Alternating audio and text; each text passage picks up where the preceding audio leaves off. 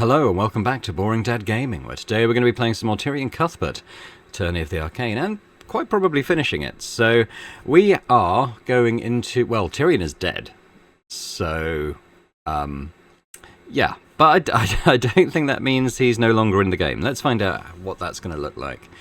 Celeste. I've killed people. They were usually criminals or bandits, but it still frightened me how unaffected I was by their deaths. It always came so easily to me. I was good at it. A little too good. So this dialogue came up at the beginning of a previous episode, I think, and it was kind of like, question mark, question mark, question mark. And I speculated at the time, based on what they were saying, that it was probably Celeste, which seems to now be confirmed. People told me that taking the lives of others would be hard, but I never felt that uneasiness. Not even once. It made me think that I was some kind of unfeeling monster. And maybe I am. The time I spent with you, it filled me with more happiness than I could have ever dreamed of. Instead of taking lives, I could save them alongside you. It felt good to protect you. I felt needed when I knew you were relying on me. It made me feel like I was actually worth something to someone. And whenever I saw the light in your eyes, it filled my heart with a warm feeling that I've never felt before. But it was too good to be true, wasn't it? Is she talking to... So I think, is this a flashback? And she's talking to Tyrion's quote-unquote corpse in the prayer room in the temple during the massacre. That's what I think. In the end, I failed you.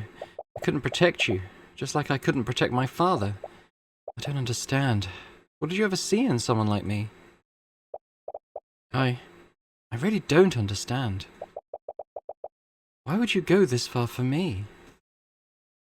Dun dun dun dun. Oh, it's good to see you too. Ow! What was that for? You know what it's for, you jerk! I literally had to sign my soul away to hell to keep you alive. And you just threw your life away? What else was I supposed to do? Should I just let Lucio kill you? Yes! That's exactly what you should have done. It's a lot better than gambling away your life. Oh, I was never going to go along with that. Do you even know me? Oh my god, this is why I couldn't tell you the truth. Because I knew you'd do something stupid like this. You know I always get to the truth in the end. All you did was make that process extremely frustrating. I could have gotten away with it. You can't even beat me at chess. How are you going to hide a murder from me? Oh, you... Tyrion, I killed Pierce. I know. At first I tried to justify it by saying he would die in 1 month anyway. And what's his life when compared to yours, right? But when I looked at him just lying there unconscious, I got so angry. So I woke him up. What? I wanted him to experience a fraction of the pain that my dad felt.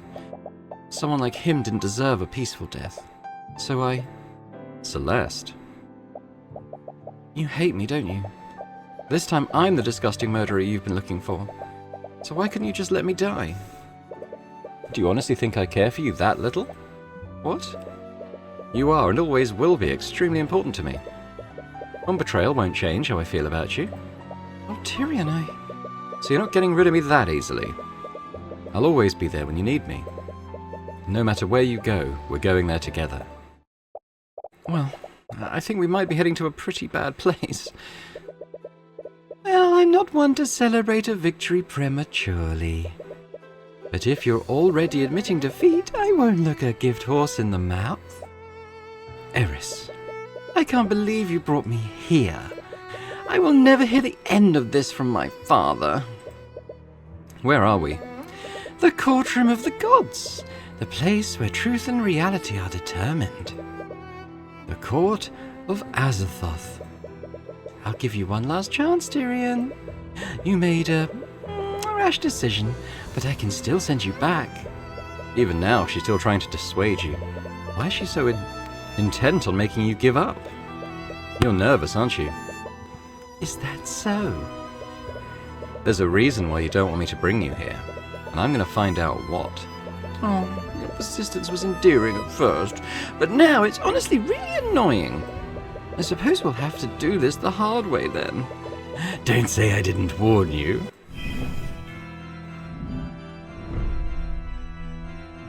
Argument. You should have taken my offer when you had the chance.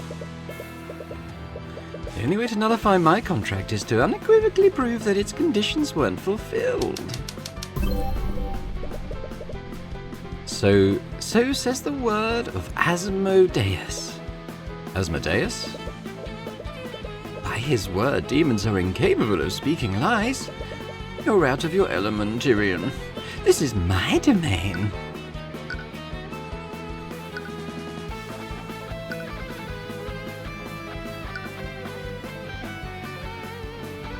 Here we go, rationalise. If disputing a blood contract was truly impossible, there would be no need for this court to exist. Demons are powerful, but they aren't omniscient. They can't possibly be aware of contradicting circumstances that may be created when they make a contract.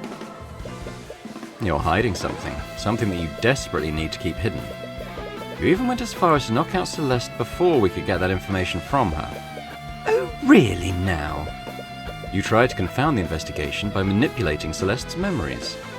But the contradiction in her testimony proves one thing. She didn't see you and Beatrice enter the prayer room until 2 p.m. at the earliest. Your so-called contradiction is based on the testimony of Le Frega. How are you so sure that her testimony is reliable? It's supported by the testimonies of Miriam and Lord Asclepius. They were all together at the time. Their testimony is sound. Oh, really?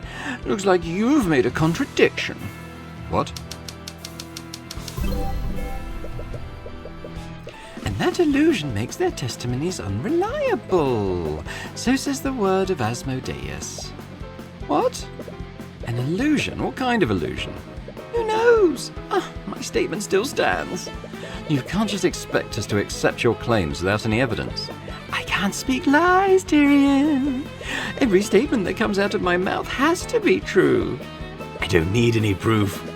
In this court, the only thing that matters is what is true and what is false. And the word of Asmodeus says that Leif's testimony is unreliable. Damn it. She can just say whatever she wants without having to provide any context. She only said that Leif was tricked. She didn't specify an exact time. There's something else that proves Leif didn't begin her search until 2 p.m. Alright, we're going to have a look through here.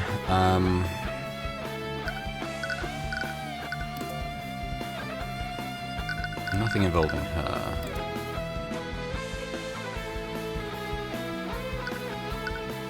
So what's further down here?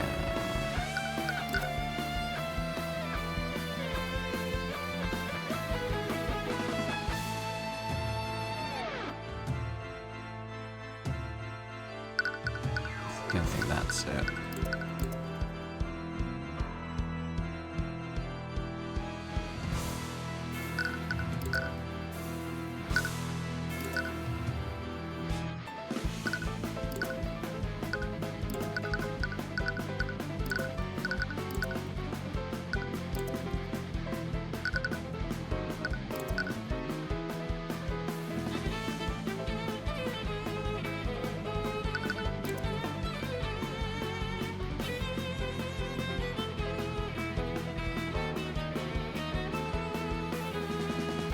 It's probably this, because she says the timing ties in with the testimony about the force cage, right? Regardless of when it happened, Leif and her party went to search for Beatrice after you two went missing. Do you confirm or deny that? I won't deny it. Perfect. Whoever set that trap, they set it to trigger whenever Aster approached his father's body, and it didn't trigger until 2 p.m. Leif and her party were about to search for Beatrice when the Kingsguard informed them of what happened. And mind you, the Kingsguard did this immediately after the trap was sprung. Since Leif was about to begin her search when this happened, Beatrice couldn't have gone missing until that time. And once again, you're predicating that on Aster's testimony. Not just him, Eris. Several members of the Kingsguard witnessed this. True, and that is why I'll respond with this. Whoa. An activated force cage did not trap Aster de Wivengard during... An activated force cage did not trap Aster de Wivengard during or after 1:50 p.m. So says the word of Asmodeus. But how? The testimony came from multiple people. Are you saying that the trap was sprung earlier than that? Don't you remember, Tyrion? I can manipulate the memories of people who have a blood contract with me. But I'll give you a little clue. The Empress of Discord made contracts with multiple Knights of the Kingsguard. So says the word of Asmodeus. What? I tampered with their memories. You can't trust their accounts of what happened. How many people did you make contracts with? Little Lady's Derwent has been investigating my work for the past few months, but I've had my talons in Wyvengard for far longer than that. I've been preparing for this for quite some time. But even the Kingsguard, no one is safe from temptation. Everyone has a price. Your little girlfriend should know that better than anyone. Still, there has to be something. I still have more evidence. Oh, really? Whose testimony will you be relying on this time? You can present all the evidence you want. Most of what you have is based on eyewitness accounts. Even so, you can't have possibly made a contract with everyone there. Let's check that again, shall we? It's possible that I have a blood contract with everyone present during the massacre. Well, we know that's not true. So says the word of Asmodeus. Well, it is possible, but it isn't true. Are you kidding me? You only said it's possible. You never said that it actually happened. You're the one disputing my contract, Tyrion. The burden of proof is on you. Well, that's completely ridiculous. How could I possibly verify a statement like that? That's bull. Issue a divine edict to each person who was at the cathedral. You know he can't do that. If he gets it wrong even once, he'll die. Oh, that sounds more like your problem than mine. Damn it. Nothing to say, Tyrion? Isn't this the part where you present some groundbreaking piece of evidence? As long as the statement stands, you have to doubt every piece of testimony you've gathered. Everyone at the cathedral could have been compromised except Aster. I know he doesn't have a blood contract with you. I suppose you're right. So are you going to use his testimony? He couldn't observe much from within that force cage. Do you understand now? You were never meant to win this game. But I've got to give you points for entertaining me this long. This is the most fun I've ever had, and I truly mean that. Tyrion, come on, there has to be something you can use. With all the clues you've gathered could potentially be lies created by her. They're useless against her. Tyrion, you have to say something. You can feel your strength fading. It feels as if you're being pulled into an eternal sleep. This has always been a contest of willpower. I think he's finally run out. No. You recall what happened during Beatrice's trial. Your mother gave you the knowledge you needed to win. She did it before. Can she save you again? Mom, please. I need your help. Please, just tell me what to do. You hear nothing back. No. It appears you're truly alone now. You knew this was a long shot, but you still held out hope. You just wanted to protect Celeste, and you really thought you could do this. But Eris is a being who wraps herself in layers upon layers of lies. She has the power to make you doubt everything. The witness testimonies, even your hard evidence, could be a fabrication. How could you possibly argue against someone like that? It's not fair. It's not fair, Mr. Mora. They're not even bothering to investigate the crime properly. Well, of course they're not. If they did, they'd be forced to admit that my client is innocent. How are you so calm right now? Is this what it's always like? How are you supposed to win like this? They can just keep changing the narrative however they want. They can, and that's exactly how I'll beat them. What? Look, Cuthbert, almost every part of the system is against us. But there's one advantage we have over the prosecution, and that's pure and objective logic. Logic? Tyrion, the prosecutor does all sorts of things to validate their case. They present evidence, they call witnesses, and they use those things to create conclusions. They create a box and throw a bunch of facts into it. They tell the court that everything within that box is the truth. And conversely, that makes everything outside of it a lie. But how does that help us? You point out contradictions in their case. That makes them throw more and more facts into that box to keep their case consistent. But if even one fact in the box is false, the entire thing falls apart. But surely they'll realize what you're doing. What if they play dumb and refuse to add anything to this box? Well, you can force them to. What? You can present your own truths, and you force the prosecution to either accept or deny them.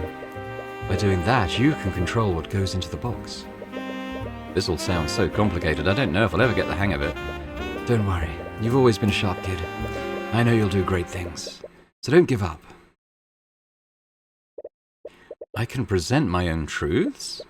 Eris's case hinges on when Beatrice disappeared. Now, she changed Celeste's memories to make her think everything happened earlier, which can only mean Beatrice Frager did not go missing before 2 p.m. What was that?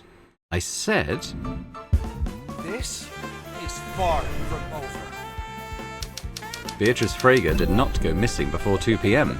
So says the word of Horus. What the hell? You feel yourself filled with the radiant power of the Eye of Horus. With its power fully unleashed, you feel the divine energy of the upper planes coursing through you. Tyrion, you've got wings! Wait, really? You frantically turn around, only catching a glimpse of the spectral wings on your back. You spin around for a while until you realize that your feet aren't even touching the ground anymore. You! What did you just do? I became a Celestial, which means... No. I also can't tell lies. In any other situation, that would be a handicap. But here, well, that finally puts me on equal footing with you. Why won't you just die already? You tried everything you could to break me. You drove a wedge between me and Ruby. You even manipulated Celeste into betraying me. But I'm still standing, Eris. I think you might be a little out of your depth right now. I have lived 1,000,000 of your pathetic lifetimes. And you think I'm out of my depth? I am the Empress of Discord, ruler of the 6th Circle of Hell. I am a god. She doesn't know, Tyrion. What the hell are you laughing about? Well, whoever you are, man, king or god, I won't let anyone stop me from reaching the truth.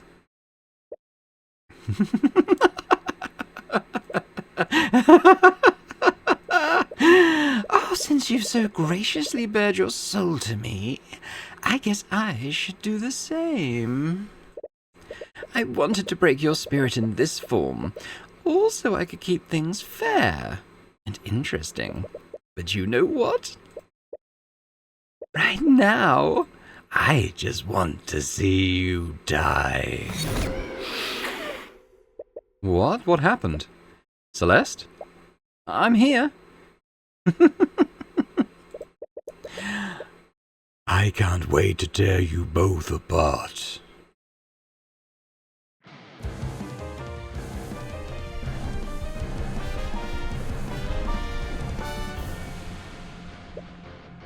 What?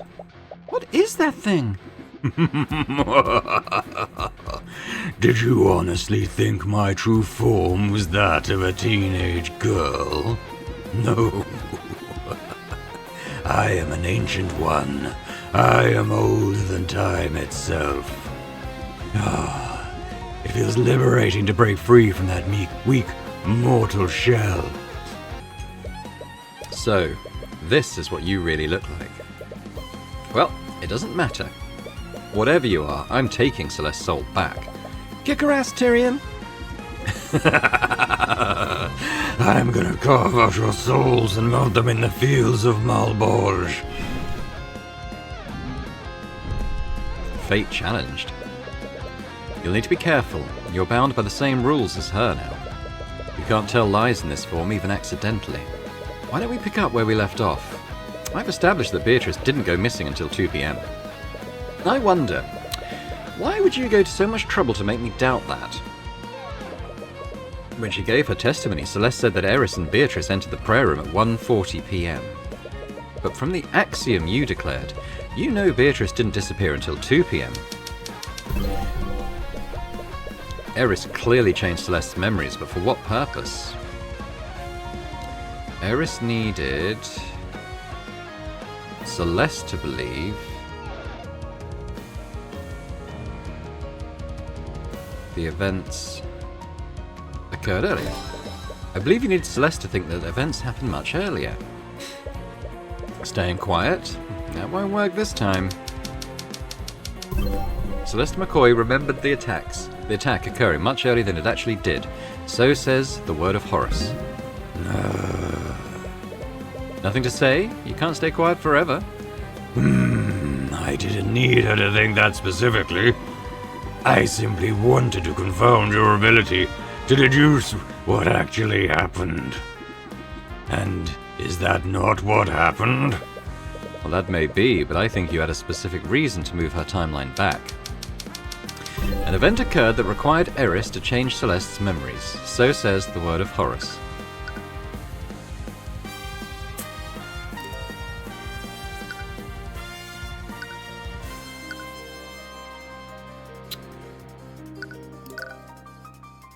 Is it this? Is it the Force Cage thing? No. Eris wanted you to believe that Celeste signed the contract with her at 1:40 p.m. Eris wanted you to believe that Celeste signed it at 1:40 p.m.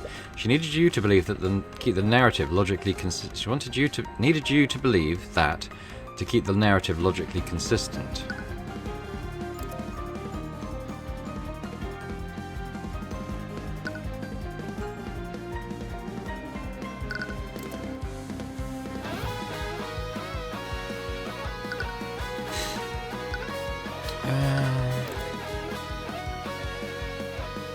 I'm on a health bar here. Can't just take wild stabs in the dark. An event occurred that required Eris to change Celeste's memories.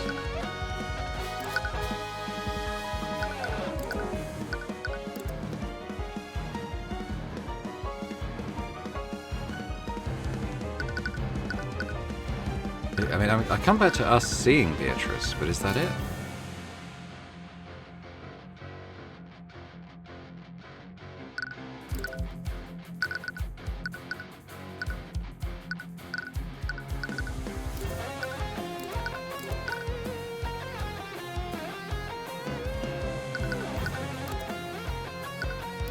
Let's try this. No. Okay, now Eris wanted you to believe that Celeste signed the contract with her at 1:40 p.m. She needed you to believe that to keep the narrative logically consistent. So what occurred?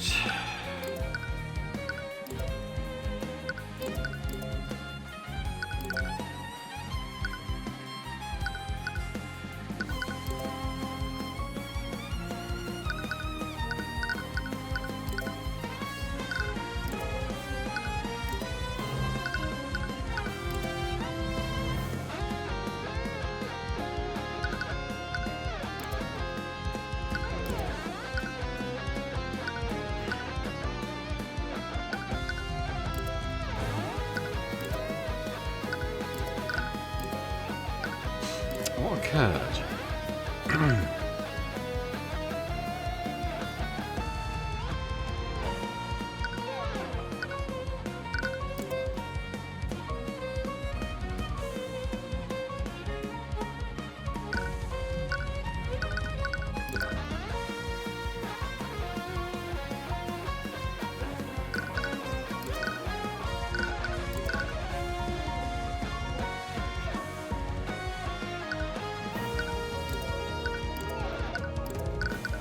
I don't get it.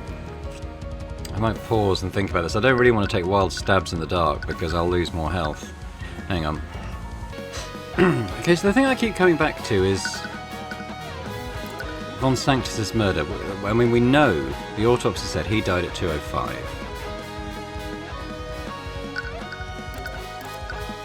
These guys were later, but let's see. It was the death of Lloyd Von Sanctus. You needed Celeste to think that she signed the contract much earlier than 2 p.m. That's because Lloyd Von Sanctus's death occurred at 2:05 p.m, which would imply that you killed me, convinced Celeste to sign a contract, and made Celeste trick Arya into signing another contract, all in the span of 5 minutes. Exactly, yeah, it all happened too close together. If that's true, could it be possible that Celeste isn't the patron? What? That's the only logical conclusion. The timeline is far too short. I said this during the last episode. I think it's the priest.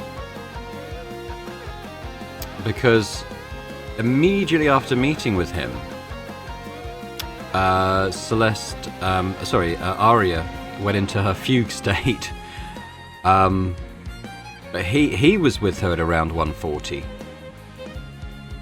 And he also has this slightly weird... His statement is weird because He didn't see the fight outside the prayer room, or he said he didn't. The guards were awake when he was there, but they would have been knocked out at that time in the timeline. He has this kind of get-out clause of having a soundproof room. I think it's the priest. Even if you remember being tricked by her, we can't trust your memories. Isn't that right, Eris? Your desperation is almost pitiful. I should respond so that there's no room for doubt. Celeste McCoy was the person who gave Arya Steelwind that blood contract. So says the word of Asmodeus. I knew it. Is something wrong? I know the truth is hard to accept sometimes, but Celeste did betray Arya's trust. She always speaks in technicality, so you can't take that claim at face value. But this could also be a trick. You could declare that outright that Celeste is not the patron. But if you're wrong about that, you'll most definitely die. You need to be certain before you decide to declare it. Okay, let's assume that Celeste isn't the patron. Why would Celeste hand Arya a blood contract? If Celeste isn't the patron, that contract would have already been signed. And you already concluded that the blood contract was disguised as a normal legal document. You recall something happening, but it's still muddled. What was it?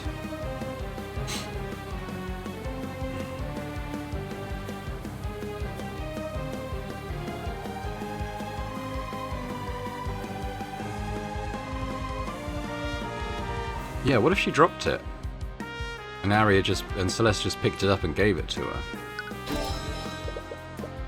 As she awkwardly skitters away, you see something fall out of her pocket. Yes, yes, exactly. Oh wait, Arya, you dropped your runestone. As she picks up the runestone, she accidentally activates it. An image of a piece of evidence appears for a brief moment, but she quickly hides it. But not before Celeste sneaks a peek at it. Oh, I see. Celeste, don't invade her privacy just like that. Well, don't be like that. I'm really happy for you. She definitely handed that contract to her after it was signed. That doesn't necessarily mean she's not the patron either. Is something wrong? You look conflicted.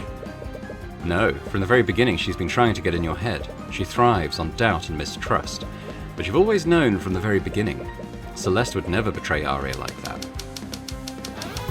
Celeste McCoy is not the patron described in Arya Steelwind's blood contract, so says the word of Horus.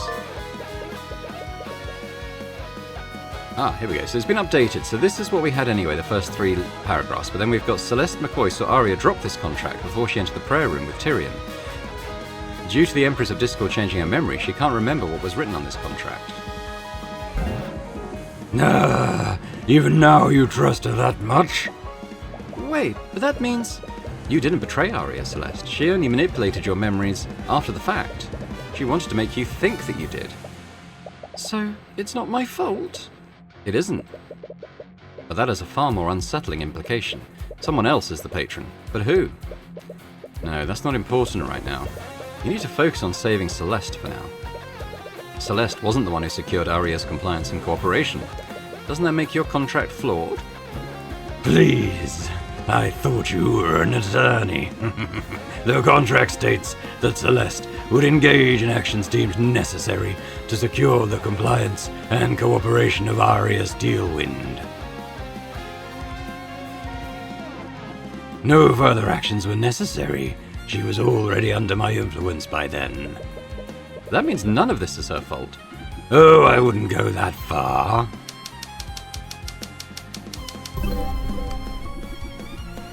Neither Arya Steelwind nor Beatrice Frigga was directly responsible for the death of Garrett Pierce. Right, there's still the death of Pierce. It doesn't matter who's responsible for the massacre as a whole. All that matters is the validity of my contract. You act like you're in control of this situation, but you've been nervous ever since I began disputing your contract. You're hiding something, aren't you? Who can say for sure? The second paragraph is vague, but what about the first and third paragraphs? Something is off here. Wait, is it possible that I didn't die? I mean, I said this in the last episode. He didn't die. It was feigned. Someone cast feigned death on him, I think. Are you still in denial? I thought you were ready to die to save your beloved Celeste. Answer the question, Eris. We can't trust Celeste's memories. That memory where she confirmed my death could all be a fabrication. You're still holding onto the hope that you'll survive this. Let me state it plainly for you. Celeste McCoy did, in fact, observe that Tyrion Cuthbert was dead. I did not alter that memory. So says the word of Asmodeus. I'm sorry, Tyrion. How did you revive me, Eris? Do you even have the power to resurrect people from the dead? Who do you think you're talking to? Of course I do. But if you doubt me, why don't you declare that Tyrion Cuthbert never died? Knowing her, she could be baiting you into telling a lie. But it's equally likely that she's bluffing. If you still doubt that I resurrected you, I'll state this. Beings of my power are able to resurrect people from the dead. But she did when we did the Eye of Horus thing for Aster's blood contract. I think we did die then, and she spoke to us when we were dead and said she was going to bring us back. I think because the contract was still in effect, right? But we didn't die the first time.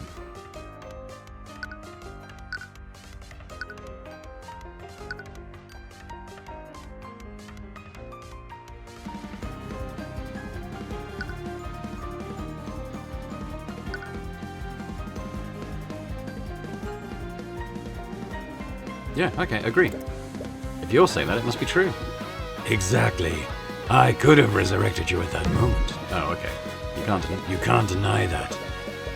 Is she being really upfront? You might want to change how you responded. Okay, let's do interpret then. Why would you need to specify that beings of your power can do that? It's possible, but it's not a simple or easy feat to accomplish. For example, would Marinath be able to resurrect a person from the dead using a contract? Let me save you some trouble. I'll say it for you. The Empress of Discord can't resurrect people easily, so says the word of Horus.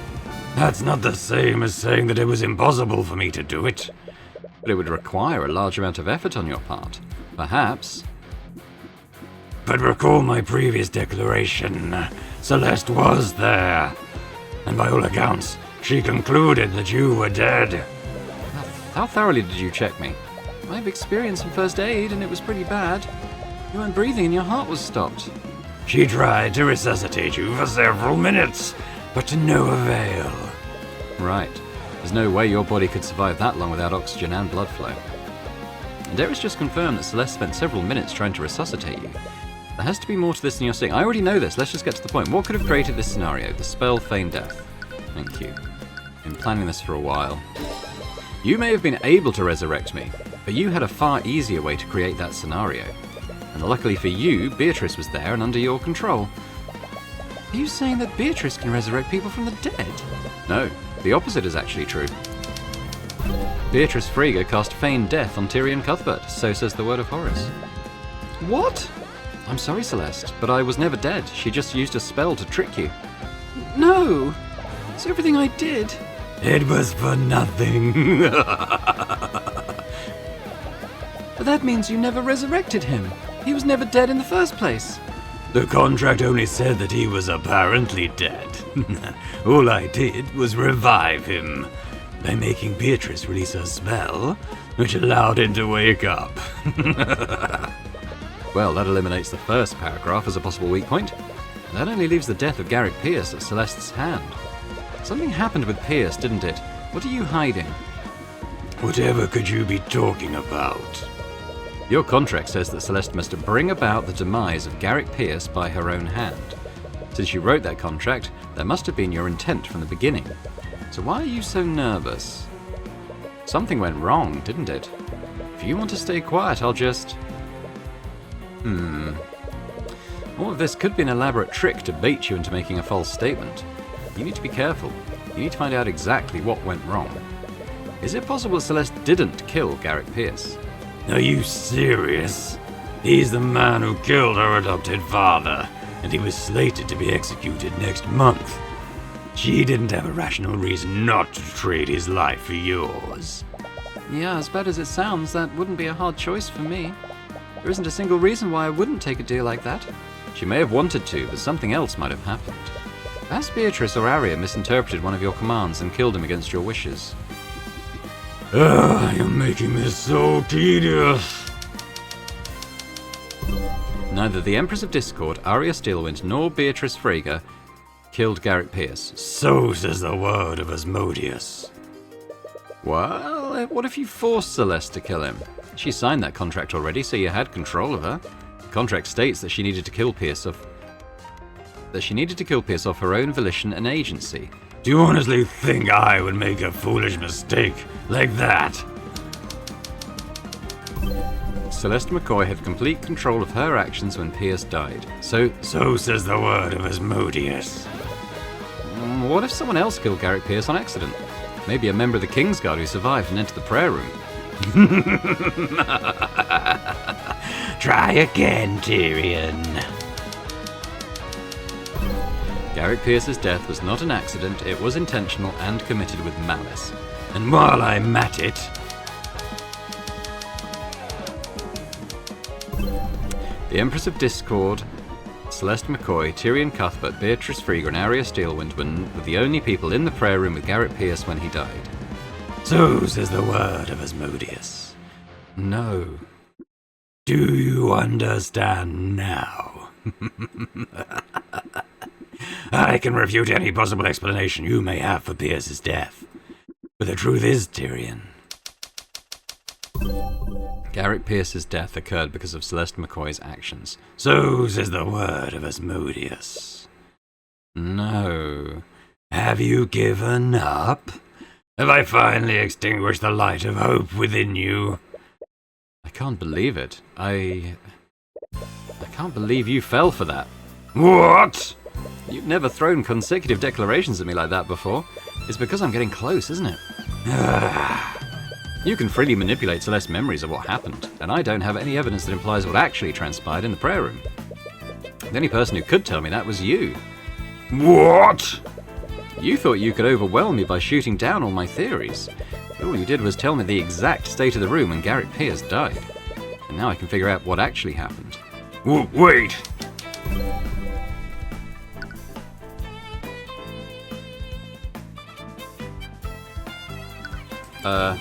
Have I got, like, a rundown of all the things that she said?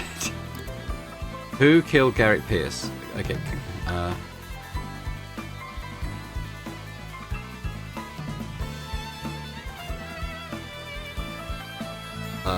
okay, let's... I'm gonna... hang on.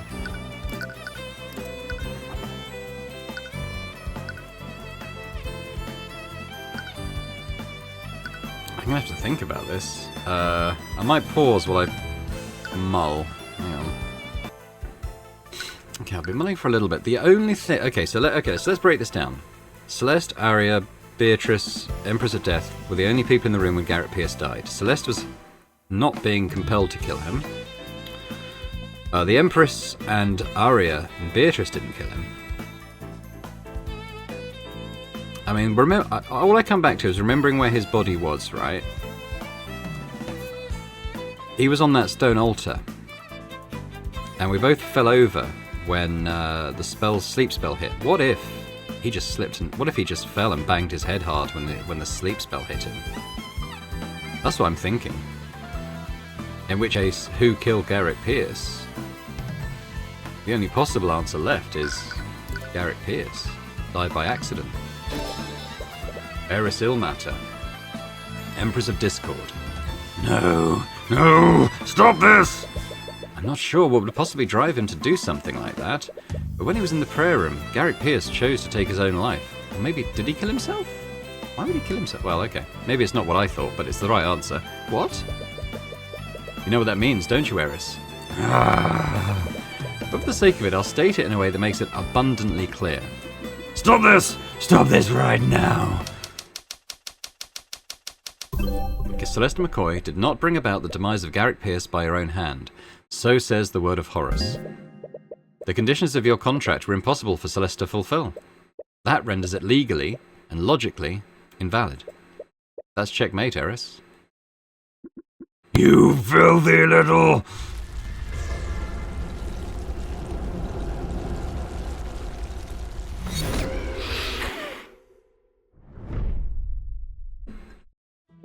Contract nullified. Aye, you're back. Does this mean that you... I successfully nullified Celeste's blood contract. You look in your satchel and check the place where you've been keeping her contract. You only find a pile of ash. It appears that it's completely disintegrated. But you're still alive. How? You. At first, you think she's glaring at you, but then you realize. Me? You little bitch. I could have accepted losing to a Heavensborn, but you... What are you talking about? Tyrion's the one that beat you. Wait, I remember what really happened now. Tyrion, please wake up. You can't die. It appears that he's quite dead. You. You should be more careful, Celeste. You might hurt someone if you swing that dangerous thing around. I was right about you all along. I should have never trusted you. I like your enthusiasm, but there's still something you can do to save him. What? What is this? Do you feel that pit of dread in your chest? It's the same fear my dad felt after you stabbed him. And with his life, you'll have your beloved Tyrion back. What are you waiting for? End him, Celeste? I can't. What? What are you talking about? Tyrion, he wouldn't want this. He never has to know, Celeste. I can protect you from his Eye of Horus. It doesn't matter. I can't do it, it's just... This man literally killed your adopted father. Not to mention he's a dead man walking. You've lived a lifetime of killing people. It's one more person. I won't suffer your self-righteous pity, bastard. Don't misunderstand me. Right now I want nothing more than to end your worthless life. But Tyrion's ideals are what saved me. That part of him is so wonderful and so beautiful. I could never betray those ideals, not even if it's to save him. You're actually serious, aren't you? You'd seriously sacrifice him to honor his idiotic ideals? I won't do it. I'm not going to sign that contract. Contract? Ah, I see now. What? So you're his little consort, aren't you? Figacqua. Damn it! Wait, get out of the way, you idiot! Drop the weapon, Pierce. Don't be stupid. The only stupid one is you, bastard. You should have known from the beginning. No matter what you chose, they were never going to let me live. They? But if I'm fated to die, then it's going to be on my own terms. Wait, stop. I'll see you all in hell. Oh wow, he did actually kill himself. Damn it! Menace! Are you trying to heal him? It's too late, he aimed straight for his heart. No. Come on, you waste of human flesh, wake up! I still need you alive. What? What in the hell did you just do? Pierce is dead and I signed your stupid contract. Now bring Tyrion back. No. No. Pierce was dead anyway, so I thought I could catch her on a technicality. But I never realized what I actually did. You signed a faulty blood contract. You ruined everything. And where do you get off acting like you're any better than them? What? Ideals? Righteousness? Don't give me that bullshit. I could have accepted losing to Tyrion. But you're human, and you're a goddamn killer. All of you are rotten to your disgusting cores. You would all tear out each other's throats if I gave you the smallest reason to. Tyrion is the only person here with a trace of the celestial self-righteous morality. If that's what you think of them, you really don't know anything about humanity. Celeste is far more than what you're saying. She's far more caring and empathetic than I am. Or empathic. I could never even come close. Tyrion. And it has nothing to do with whether I'm a Heavensborn or if she's a human. But I think I understand you a little more, Eris. Is that so? Let me ask you a question, Eris. Did you feel any amount of satisfaction when you killed my mother?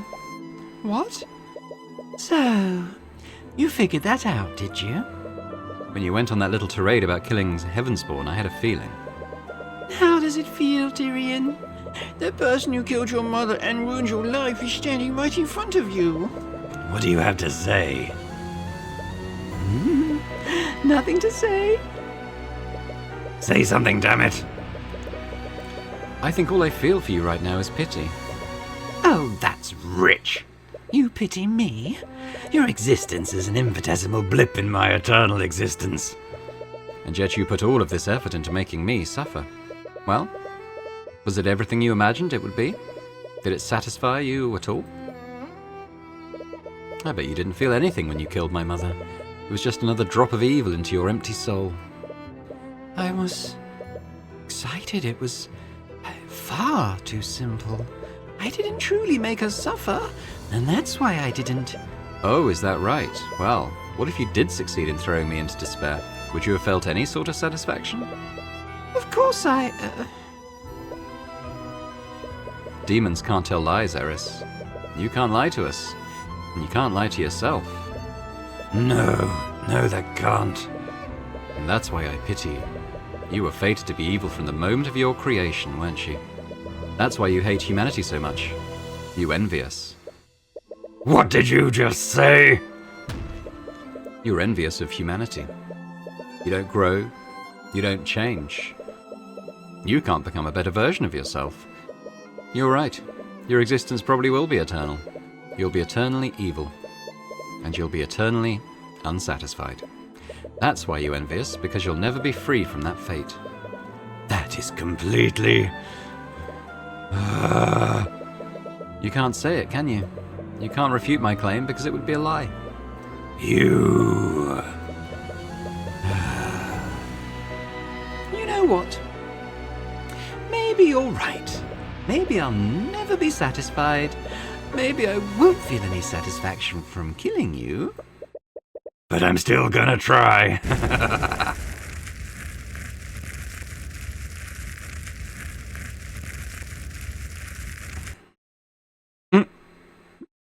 Arrogant witch.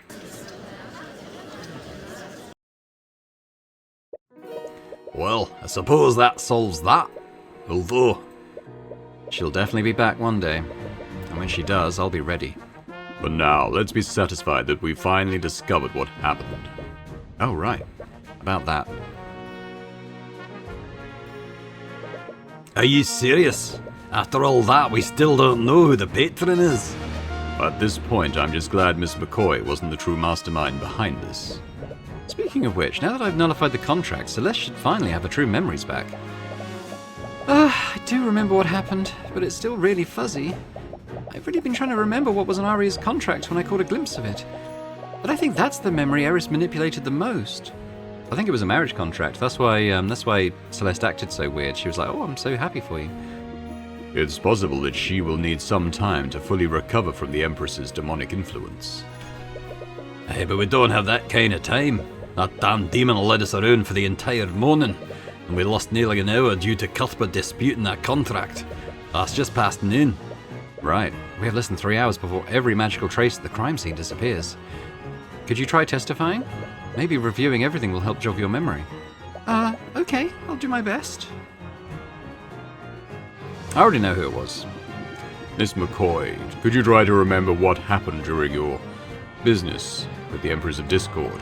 I'll try my best.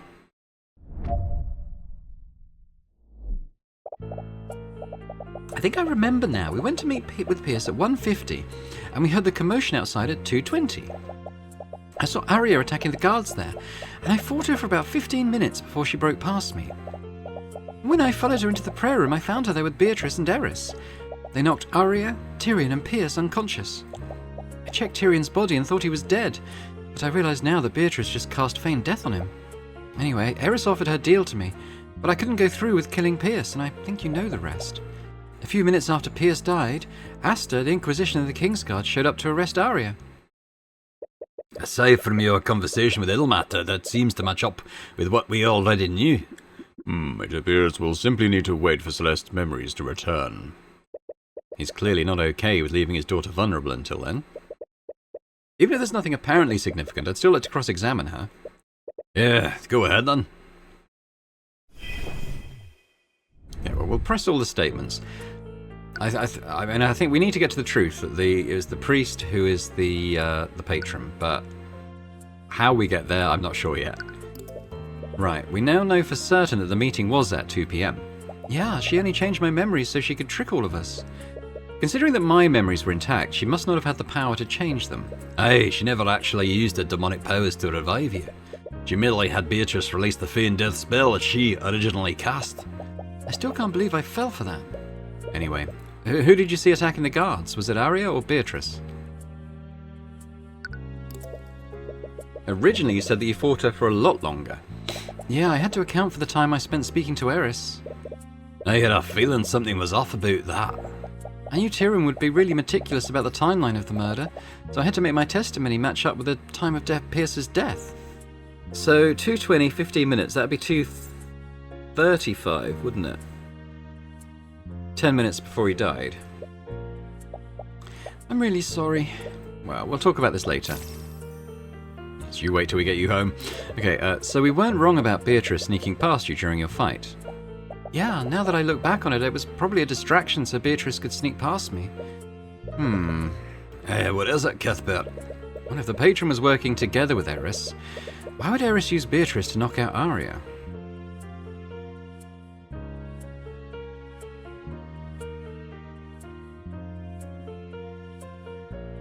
The patron was working together with Eris. Why would Eris use Beatrice to knock out Arya? I never thought of that.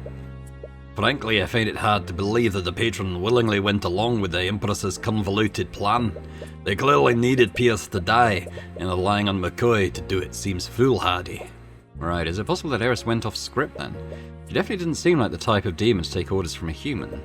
Anyway, what happened after you saw me unconscious?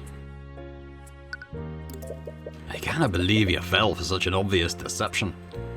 I know, but I was just so scared. I thought he was dead and I wasn't thinking clearly. Well, I'm glad that you care about me that much. But what you did almost destroyed Arya's future and let the patron get away. Perhaps it's best to stick to the facts for now.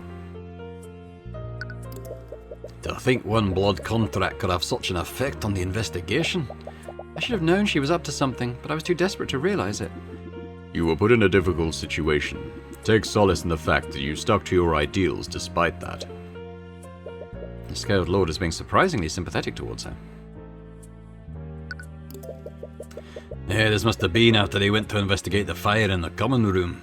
I'm surprised Aster went to the prayer room as well. I'd have thought the Kingsguard would have kept him in a secure location. Yeah, those were my orders, but His Majesty demanded that they secure the cathedral for the safety of everyone there. He's always been an altruist. Her testimony doesn't appear to add any new information, but between the multiple murders and Eris changing people's memories, there might be something you've missed. Remember each piece of evidence you have and the time of each event that day. There might be something there you can use.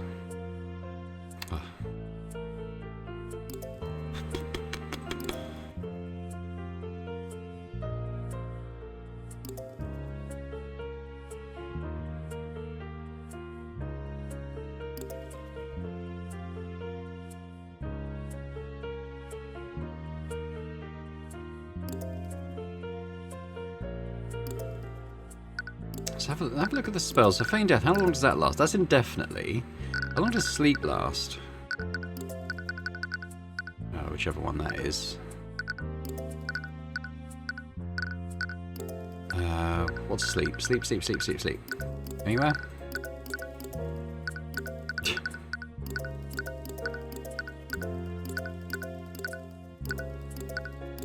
Here we go. Gesture while concentrating. Okay.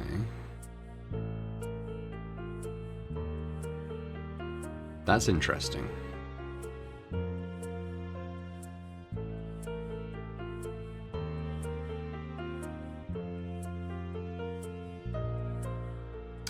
So, as to the question of why the Empress used the patron to do something, it's probably because Beatrice was having to concentrate on this, right?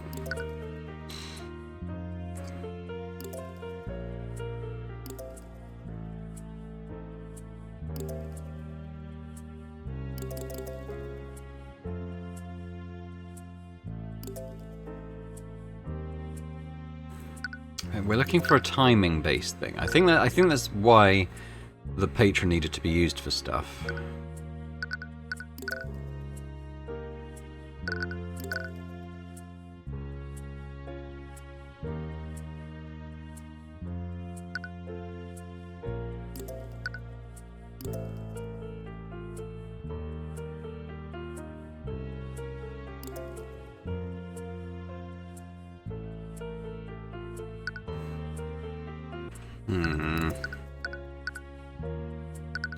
Not exactly sure what I'm looking for.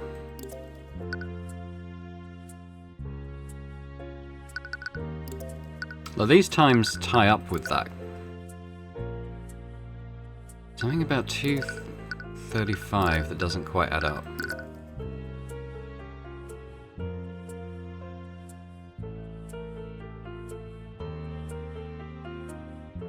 He would have been there while the fight was happening. Let's try that. Objection! Oh.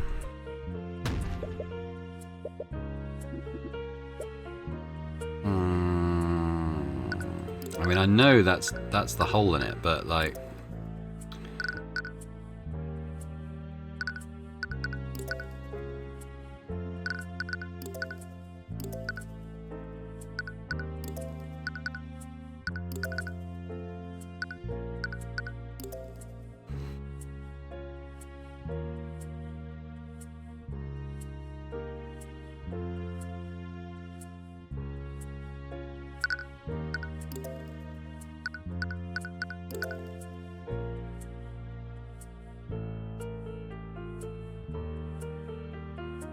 I mean, that fits.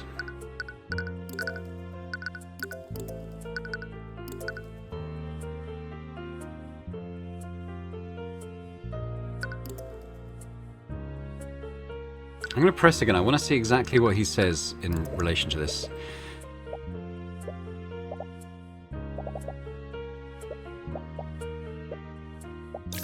Okay, was it the next statement that raised suspicions? Was it this one?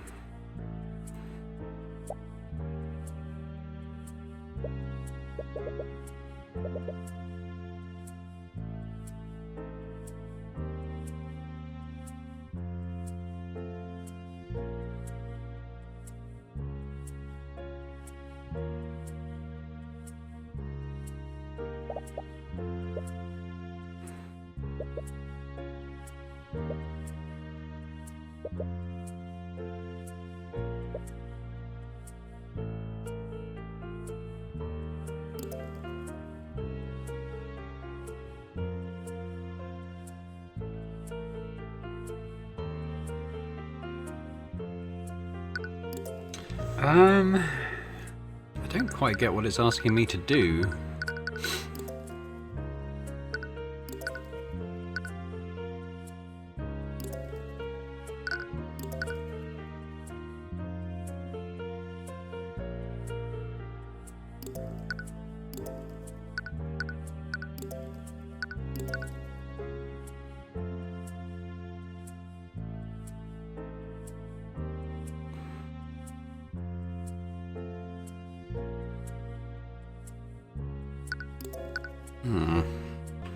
Okay, let's think of the sequence of events.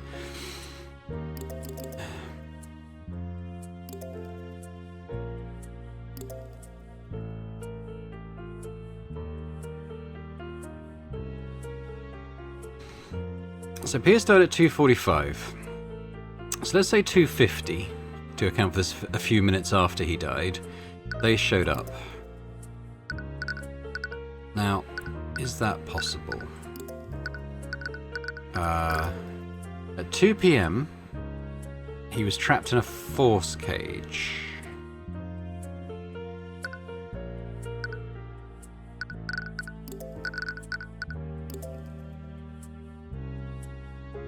But the duration of that is an hour, and he couldn't dispel it.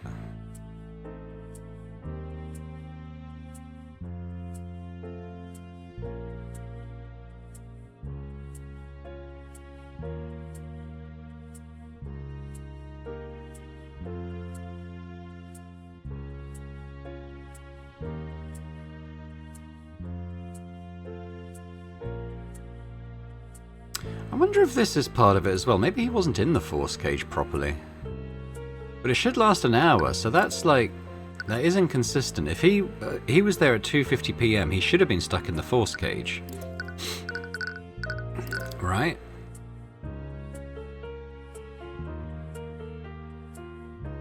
I mean, 3 PM is the earliest he could get out.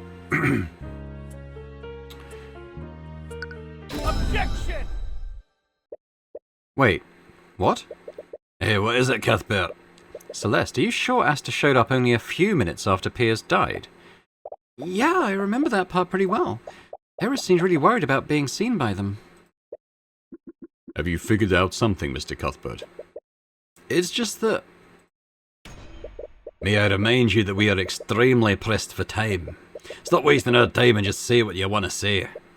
Celeste, Garrett Pierce died at 2:45 and Aster showed up in the prayer room only a few minutes after. Yeah, where are you? Wait, that raises a big question. How did Aster enter the prayer room around 2:45 PM, when he should have been trapped in a force cage until 3 PM? Wait, you're not serious, are you? McCoy's memories are clearly unreliable. My men all reported that His Majesty led them to the prayer room after he exited the force cage. Normally that would be more concrete when compared to Celeste's testimony, but we can't trust their testimony. What are you talking about? Well, while I was disputing Celeste's contract, Eris declared that she made contracts with multiple members of the Kingsguard. What? They were working together with her. And if these contracts were structured similarly to Celeste's, she must have had the ability to manipulate their memories. This means they could have intentionally or unintentionally lied during questioning. To think, even the Kingsguard have been compromised. How could I have let this happen? And even if we assume that he somehow escaped an inescapable force cage, how did Aster know to head to the prayer room? I understand your point, but do you understand what you're implying? Well, I'm not trying to imply anything, I'm just stating the facts that we know. We know that a human, whether willingly or otherwise, worked with the Emperors of Discord to orchestrate this massacre. This isn't pointing towards the priest, is it? He was deeply trusted by Arya Steelwind. So much so that she didn't even think twice about signing a contract that he gave her. There's only one person who meets those criteria. Aster de Wyverngaard, the reigning king of our kingdom.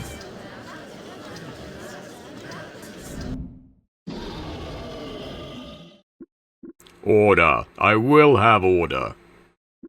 Mr. Cuthbert, do you understand the weight of this accusation? The claim that the king collaborated with a demon in any capacity is no small thing. I do, but I'm hoping this is all a misunderstanding. After all, Eris's goal seemed to be nothing beyond sowing as much discord as possible. She made us believe that Celeste and Arya were both murderers. I want to save Arya, but I also want to believe in the people who have believed in me.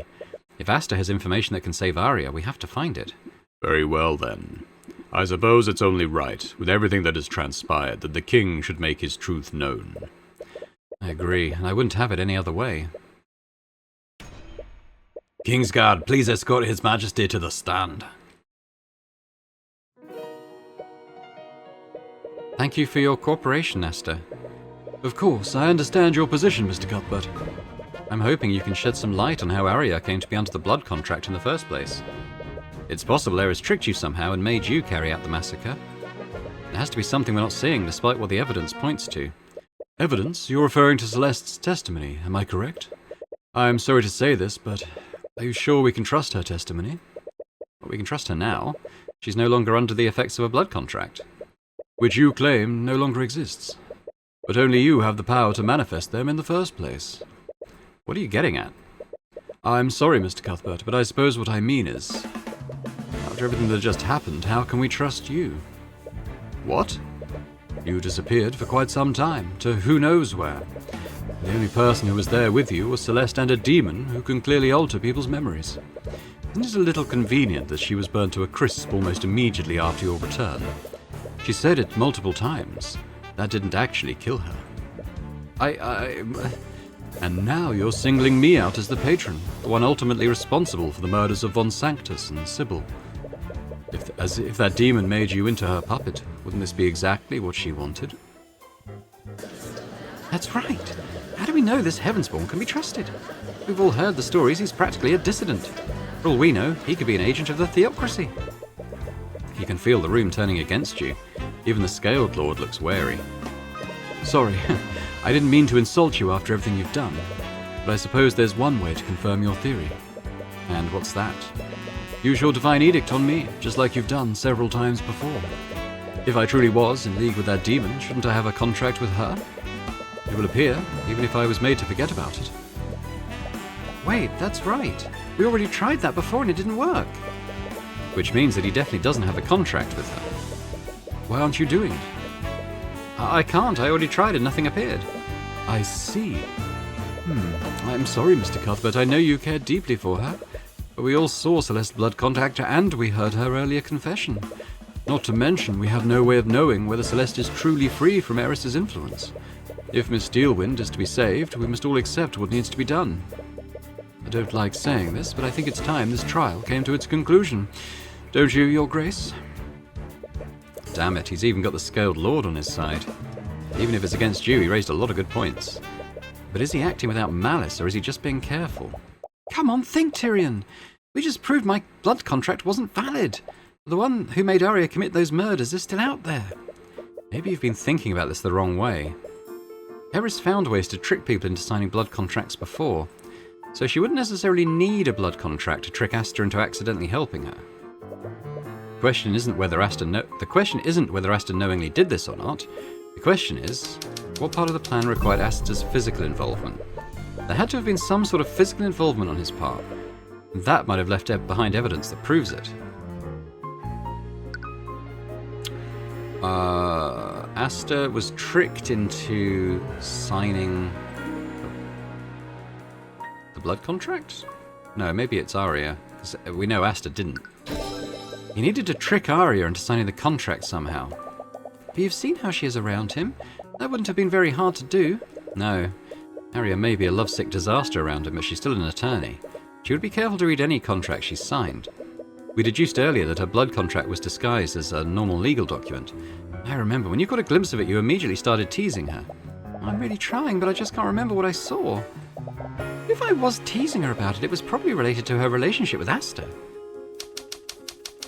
Yeah, I mean, this is what I was wrong thinking that the priest had given it for her to sign. But I did kind of deduce that it was something to do with the marriage. I'm sorry, I know that doesn't really narrow it down. No, that's exactly the clue I needed. Really? Arya signed a marriage. Doesn't say contract, so we'll go with license. Arya signed a marriage license. Aster, there is one piece of physical evidence that proves you were involved in this. Really? The Patron controlled Arya and committed each of the murders without having to do anything personally. But this was all contingent on tricking her into signing that contract in the first place. I recall that you went to a meeting with the High Speaker right before the massacre started. It was to discuss your marriage to Arya, wasn't it? Why, yes, that's correct. Aster, the blood contract that Arya signed needed to look like a normal legal document. But I just realized something while reading it. The language used would have made sense under a different context. In that contract, Arya gave you her mind, body, and soul. It would bind her to you so long as you both live. Wait, are you saying? No. In other words, till death do you part. Objection! That's a big leap in logic even for you. Whoever tricked my daughter would have surely destroyed the evidence by now. That demon went out of her way to destroy our memories of signing it. I doubt they would have left any copies of the marriage license to be found. Indeed. Bringing such heavy accusations against the High Speaker or the King will require more than just speculation. First he dares to call the king to testify, and now he's trying to indict the High Speaker. Or maybe it was the High Speaker then. It's one of them. He's a traitor to the nation. I have more than just speculation, Your Grace. I have a copy of it. But your divine edict only recreates the terms of the blood contract, not the material that it was written on. The original document wouldn't be visible on your copy. That wasn't the copy I was talking about, Aster. What? Don't you wonder how I knew about that blood contract? Every attorney has a magical runestone. They let us take pictures of crime scenes and write down notes magically. Yes, I'm well aware of them. And did you know Arya took a picture of the marriage license she signed? What? She was so happy to finally have your union codified that she took a picture of your marriage license, even though it was technically illegal to do so. Why would she? The moment she regained consciousness, she thought she was a danger to others. She had no memories of what she did that day, but she knew something was wrong. That's why she locked herself in a prison with an anti-magic field. She was being rightfully cautious. But had she simply left any of those anti-magic fields and checked her runestone, she would have found a picture of a marriage license with the same words as her blood contract. So I'll ask you this, Aster. Who gave that marriage license to her? Was it you or the High Speaker? If you don't want to answer, we can drag the truth out of both of you. Don't bother. No, so it really was you. Tell me, Cuthbert. Do you know what the best kind of lie is? The kind that's hardest to disprove. No. Not quite. Is the kind where you won't even try. The best kind of lie is the one you want to believe in. The truth can be right in front of you, but it will make you look away. If I recall correctly, McCoy made you experience that firsthand today. Your Majesty, what are you... I'm done with this farce. I'm sure if we brought the High Speaker to the stand, Cuthbert would just deduce what happened anyway. It was always going to end like this, I suppose. Perhaps I was just lying to myself. You're high... No. Aster, you whelp. Are you saying that it was you? You used my daughter to commit mass murder. I did, Lucio. What of it? How could you? And what right do you have to judge my actions, O great-scaled lord? I was only cleaning up the mess you created. And if it weren't for Eris's little games, I would have done it in a much cleaner manner. Pardon me? No, I don't think I'll be pardoning I think I'll be pardoning myself. You cannot be serious. I am the King of Wivengard, am I not? Is that not my right? You're insane. Tell me, does this terrify you all? To know that I can do whatever I please, with no one who can stop me? Is this not what you've all been doing to the rest of the country? Do you seriously expect to get away with this? I do. Who has the power to stop me? Scaled Lord? Yes, exactly him. That's why he hosted this trial in the first place. His authority is above yours. I didn't ask who could stop me, Tyrion. I asked who was going to. What? Why aren't either of you saying anything? Yes, Rathalion. Have me arrested. Put my 7-year-old brother on the throne. I'm sure history will tell you exactly how a kingdom fares when a child sits on the throne. Or would you take the throne for yourself? You spent all those centuries huddled away in this ruined city. I'm certain you know exactly what problems this nation is facing and what it needs to right itself. Rathalion? I'm sorry, Mr. Cuthbert. I came here to do all that was best for my people. I may not know the best course before me, but I know with painful certainty that it is not to seize control of this nation. I will not take that responsibility again, nor will I thrust that responsibility onto those who would not have it. Not really surprising. From everything I've seen, negligence has been your one consistent trait. And what about you, Lucio? Are you going to try to depose me? The beloved prince, now king of Wivengard? Or did you remember? The people of this nation love me and hate you. I hear you're very skilled at arguing, Tyrion, but I doubt even you could make the public see that as anything other than a military coup. Can you imagine? Grand General Lucio deposing the new king of Wivengard before the previous king's body is even interred. I wonder just how bloody of a civil war that would plunge this nation into. Even if Lucio doesn't have much difficulty crushing the commoners, I'm sure you can imagine just how tempting a weakened Wivengard would look to the other nations. Damn it. By killing Sibyllin von Sanctus, he left a power vacuum that only he could fill. Aster, you're holding the entire kingdom hostage. I'm merely consolidating power where it belongs, in the hands of a kind and benevolent ruler who is finally going to fix this nation. You murdered several people, consorted with demons, and enslaved your own fiancée. I'm sure that to you my actions may seem evil and unforgivable, But to the rest of them in the Wivengard nobility, I very much doubt that I'm even the first to do such a thing. This is just politics. And I think that makes checkmate, Cuthbert. I can't believe it. I've always wanted to say that. What are you all doing? Are you just going to let him get away? Lucio, she's your daughter. Are you just going to let him keep control over her? My daughter would not sacrifice the stability of Wivengard for her freedom. You know that to be true. That's... He killed so many people and he enslaved Arya. He almost killed you and he tried to kill me. Wait a minute, that's right. Why did he try to kill you? What do you mean? If Aster is the patron, that means that Pierce originally sent that letter to him.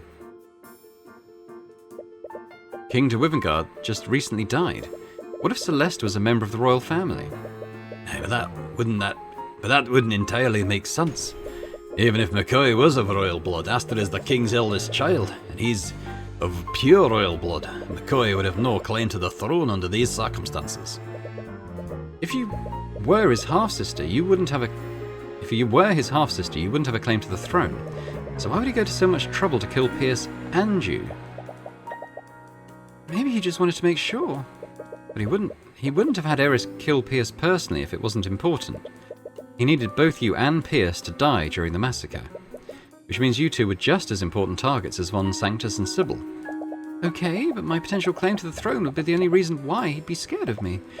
If that wasn't a problem, why would he be so scared of Pierce's blackmail? Would the line of succession be the only reason why he'd be scared of Celeste's parentage? Recall what you remember about Wivengard's laws regarding parentage. Wasn't there something someone mentioned about that?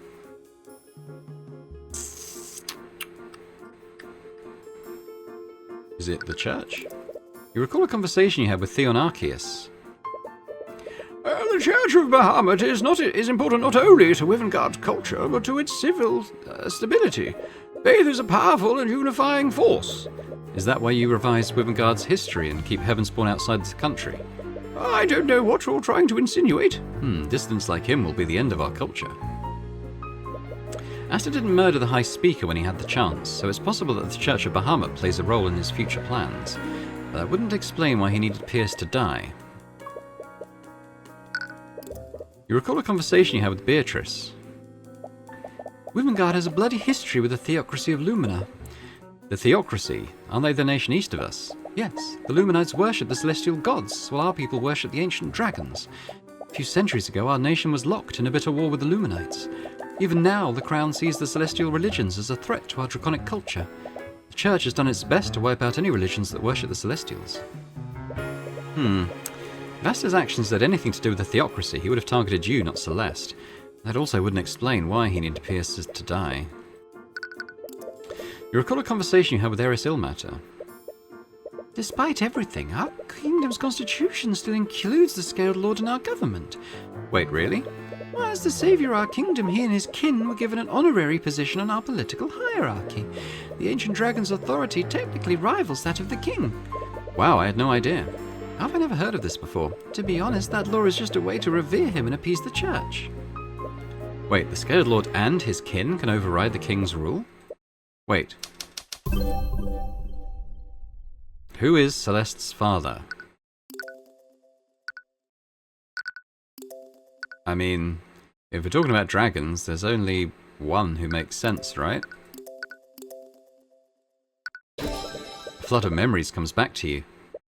Celeste McCoy, by the authority... Oh, he's not Scottish. Celeste McCoy, by the authority of the Wivengard Crown, you're under arrest.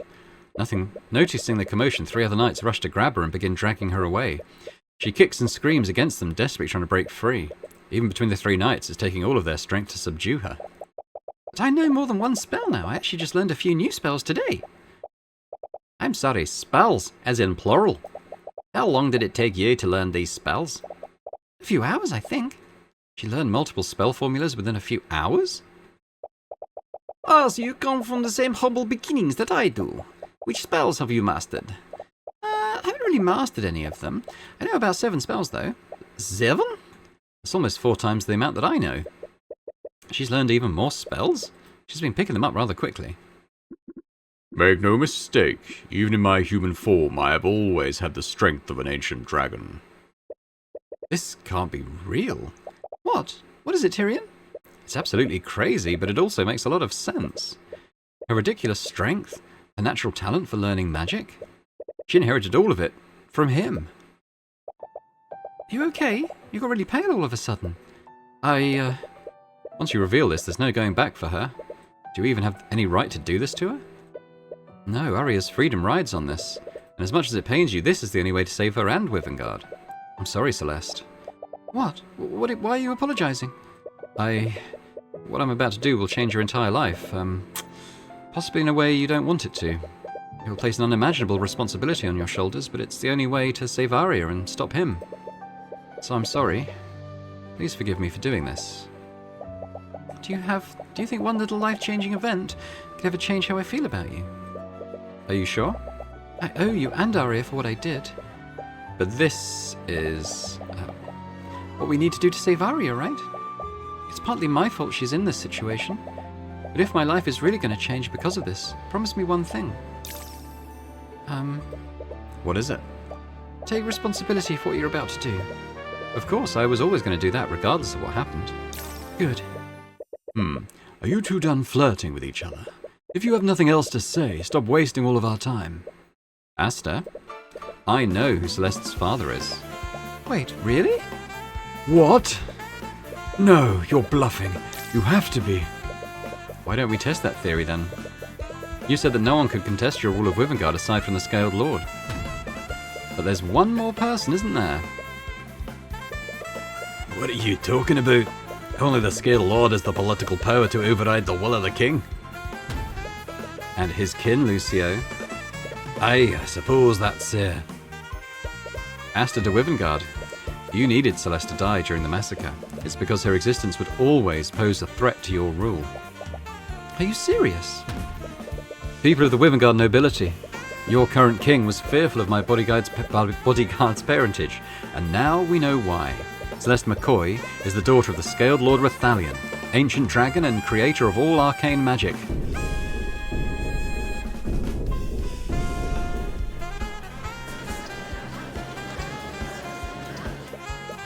Judging from your reaction, I'm right, aren't I?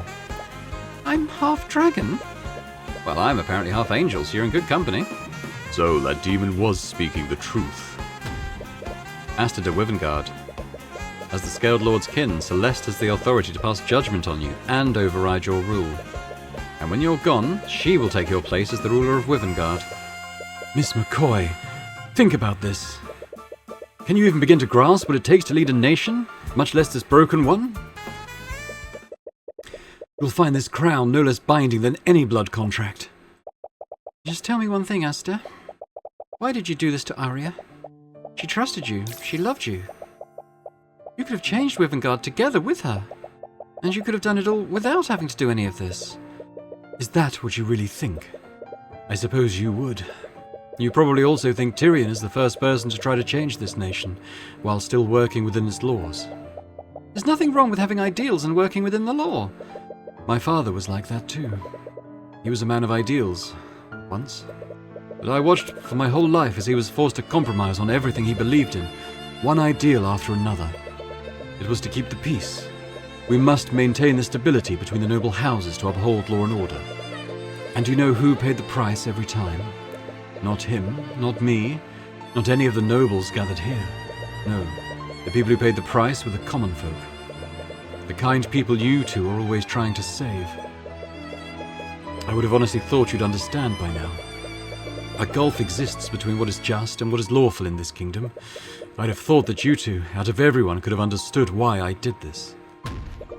We know it's not fair, but we're capable of changing it, and you had the power to do just that. I am changing it. You worked so hard to find the truth behind Von Sanctus and Sybil's murders, but here's a little bit of truth that's evident to everyone in this room except you two. Half of the people present here today are glad that they're gone, and the other half wants to be the ones to replace them. The blood I shed in a single hour did more good for this kingdom than you two would have done in years. So that's how you plan on fixing this country's problems? By working with demons and killing your way to a brighter future? If I have to, why not? Every day, across this nation, commoners are killed and oppressed at the hands of the very nobles gathered here. They bleed this country dry and feed on its people like carrion. I am merely returning a much-needed sense of equality. It'll go down well with Gallery, I'm sure. Do you really think any of you are in a position to judge me? All of you who came running at the news of my father's death. All so you could be the first to fill my ears with your sycophantic praises. Do you know what the difference between the Emperors of Discord and all of you is? That demon was just a bit more honest. Arya wanted to change that. She would have helped you. Arya is too stupid and too naive to do anything. She loved you. How could you? She loved her idea of me. She loved a weak and ineffectual prince who would have borne watching his kingdom rot with a damned smile. She loved your kindness, Aster. This is kindness. The blood I will spill will be the greatest kindness this kingdom has ever known. And once I am done, Wivengard will be better and stronger for it. Aster. McCoy, I don't care what you are. The Scaled Lord's daughter, the rightful heir, none of that matters to me. I will save my kingdom and its people, and I will carve the rot out of its heart, piece by bloody piece. Nothing will stand in my way. I am Aster de Wivengard, King of Wivengard, and consort to the Lord of the Sixth. I am... nothing but a dead man. Volnus. Lucio? What? No. Lucio, what have you done? The blood contract, Cuthbert. What? My daughter's blood contract, does that still exist? You check on your satchel and sure enough Arya's blood contract has completely disintegrated. Its conditions have been fulfilled, haven't they? Because they no longer both live. Excellent. Lucio, this is not what we discussed. My daughter would never be free as long as that wretch lived. And McCoy agreed to take his place. This was always how it was going to end. Lucio, you can't seriously expect to... Save your breath, Cuthbert, I already know. Kingsguard, what are you standing around for? The Grand General has just committed the Reddish side. Arrest him at once.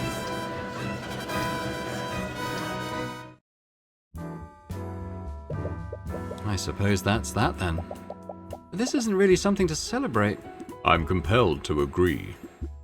To think that His Majesty was so far gone that he'd consort with a demon.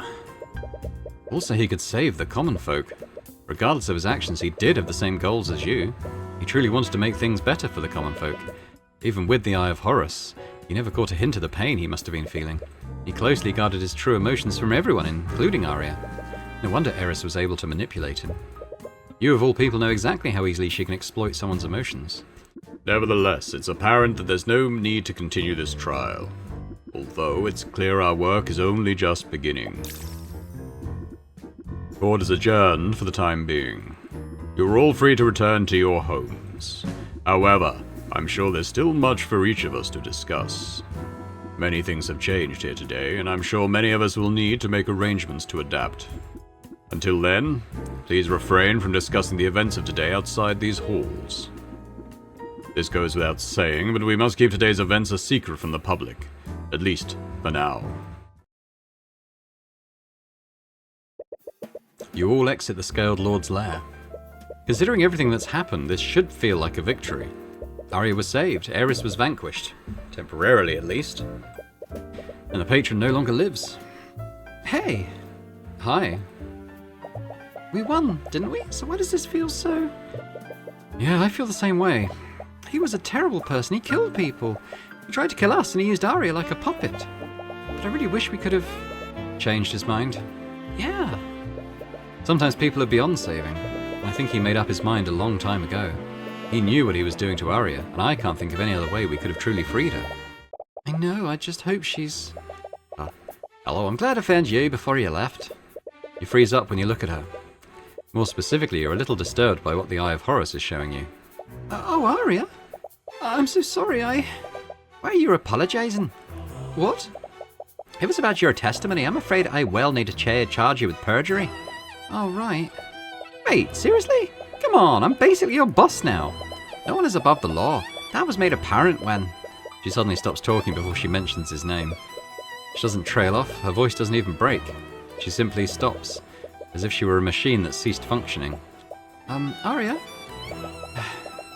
Anyways, I'm sure it's nothing to worry about. You do have a talented defense counsel after all.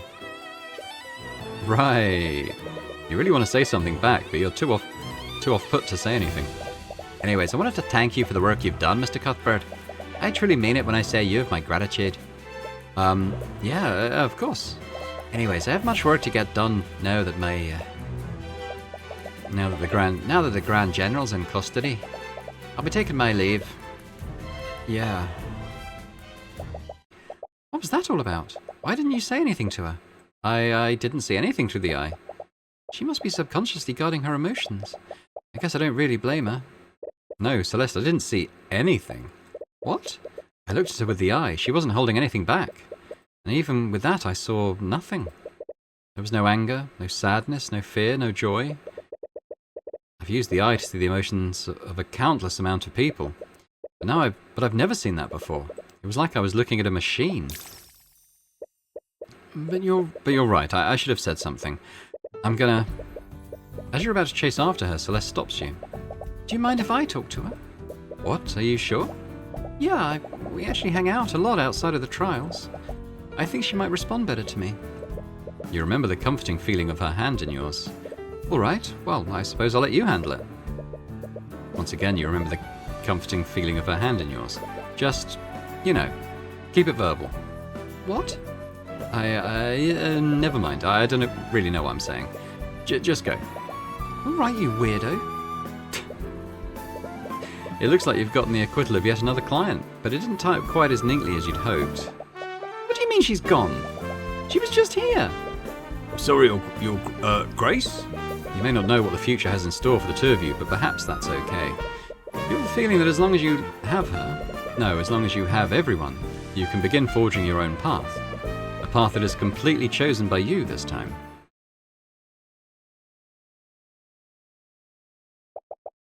Damn it, Arya, where are you? Hello. Oh, my apologies. I didn't mean to frighten you. No, it's fine. You're looking for Miss Steelwind, aren't you? Yeah, how did you know? She's been sitting outside my lair for a while. I tried speaking to her, but... Yeah, I get it. I'm gonna try talking to her. Of course. Rathalion? Yes? I'm not mad at you, you know? What? I'm not sure why you left me at the McCoy Tavern, but because of that I got to be raised by my mum and dad. And if I didn't live there, I would never have met Tyrion or Arya. I could never be mad about you giving me a life like that. Plus, now I know that I'm half dragon. That's pretty cool, isn't it? Miss McCoy. Don't be so formal. I'm technically your daughter, aren't I? Right, Celeste. So, I've been meaning to ask about you and Mr. Cuthbert. Are you two... Oh wow, look at how late it is. I'd better go and talk to Arya right now. I'll see you later, scaled. Just bye. She called herself my daughter. I suppose I understand how you feel now, Lucio. Hey, Arya. Oh, Celeste, what are you doing here? Just making sure you're doing okay. You are doing okay, right? I am. There's no need to worry about me. You're looking up at the sky. Are you stargazing? I was looking at the moon. It's full tonight. Do you mind if I watch it with you? Do what you want. I technically take orders from you now. You know, it was also a full moon outside on the night my parents found me at their inn. That's why they named me Celeste. It's the word for heavenly bodies in the Draconic language. Is that so? Yeah, they told me they thought I was a gift from the Scaled Lord. In a roundabout way, they were actually kind of right. A little funny when you think about it. By the way, I never got to thank you for sticking up for me before. What? Remember, you jumped onto the stand when Tyrion manifested my blood contract. Not that I blame him, but I don't think even he believed in me at that point. If you'd never done that, who knows how this could have ended up. I really appreciated you doing that. You're a really good person, Arya. I was merely doing what I thought was right. Yeah, well, I guess that's what you've always done. You're not really going to charge me with perjury, are you? Of course I am. I was serious about that. Damn it. But we do require your help to hold the structure of our kingdom together. We won't sentence you to prison, but I might have you do some community service. Fine. I guess I can live with that. My father told me I was being too lenient, but I can understand the position you were put in. We all do stupid things for love, after all. Stupid. Aria? How could I be so stupid? Hey, you're not. I am. I'm a complete and utter fool. I knew about blood contracts after what happened to Beatrice. I'm an attorney for Lord's sake. I've read countless legal documents. And when I signed that contract, I knew something was wrong. But I was just so stupidly happy. That's not fair. No one could have expected him to do something like that. Now my father, he's going to pay for my stupid mistakes. Oh, I'm sorry. Celeste, why did I trust him so much? He used me like a puppet, with my hands and my magic he made me. Oh, I'm sorry, Aria. What he did to you was horrible and I don't know how to make it better. You're not alone, okay? It's not just me. Tyrion, your father, we're all here for you. So please don't shut off your emotions from us. Thank you.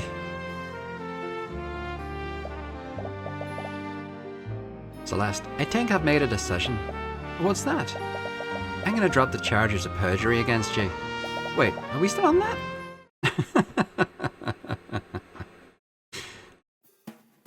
Where are we now? Mr. Cuthbert, I've spoken with my associates in the press. The story we created should be printed as we speak. I don't like this. We're lying to the people of Wivengard about what really happened. Not to mention this story paints me like I'm some kind of god. Well, I understand your reservations, but Aster was right about how the common folk felt about him. If we told the people what actually happened, they'd never believe it. They'd think that his death was part of some sort of political conspiracy. And even with this cover story, we can't be certain that they still won't suspect that. Aria?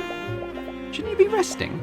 Ah, nonsense. I'm not going to sit around feeling sorry for myself while everyone else fixes my mistakes. She may be hiding her pain behind a smile, but she's not shutting down her emotions like before. Was Celeste able to get through to her? As much as it pains me, we should strive to carry forth the virtues that that Aster represented to the common folk. Wivengard will gain more from those false virtues than from the person that he truly was. The stability of our nation must be maintained if we're to move forward. And if we must use the people's piety against them, then so be it. Aria. And as the newly appointed head of House Steelwind, I will also do my part to support your rule. As will the Scaled Lord. Celeste smiles in gratitude for their words, but she meekly glances at you expectantly. Do you even have to ask? I made a promise to you, didn't I? And it's not just us. I'll do my best to make sure that the rest of Wivengard supports you too. Oh yeah. Since you two patched things up, we could also ask for Ruby's help. Ah, right. I forgot that I was supposed to meet with her this morning. I'll need to apologize to her about that. Wait, have you still not told her about what happened yet? We had more important things to worry about. I'm sure she'll understand. Tyrion, the last time you saw her, you manifested a blood contract without explaining anything. Then you vaguely said something about helping Aria. Don't worry, I'll explain everything to her once things quiet down. Tyrion, that story we fabricated is being printed right now. Everyone in Wivengard is going to read about it in the paper, including her. Oh. What's all this noise about? What? Have you been living under a rock, lady? Read the morning paper. The Scaled Lord has returned. What? Demonic attack claims lives of prominent figures. Chaos broke out yesterday during the private wedding between Arya Steelwind and Crown Prince Aster to Wivengard. In a surprise attack orchestrated by a malevolent demon, a devastating loss was inflicted upon our kingdom, shattering the very foundations of our power and stability.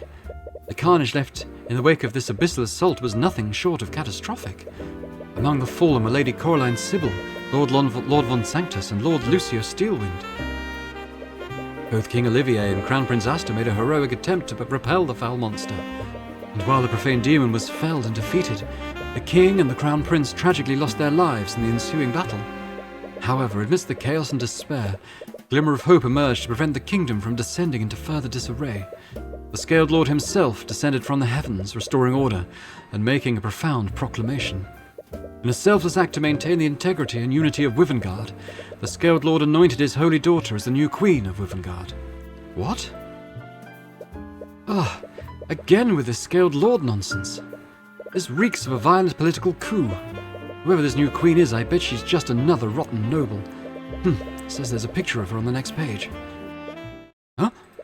Wait, what the...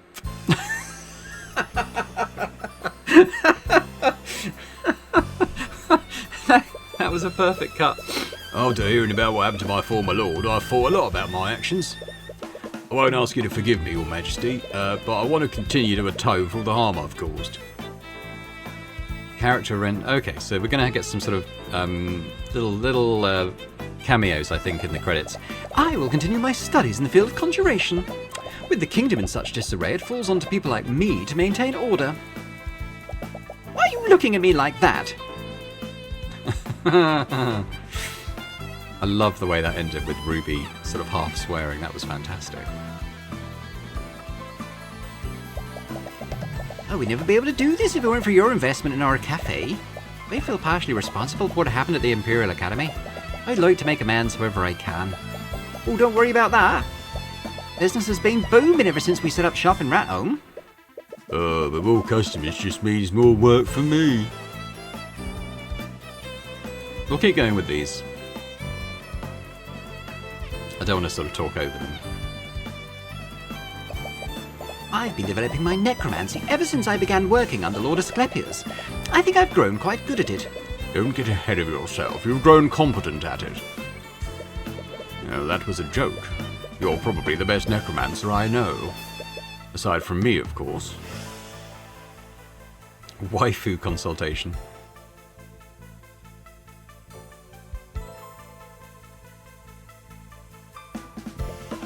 I'm sorry, but I still can't remember anything. But from what I've read in my record, perhaps that's a good thing. Even if your memories are gone, your crimes can't be changed. You still have to serve your sentence, but I do hope you can live out the rest of your life in peace. Does everyone get a little bit of closure?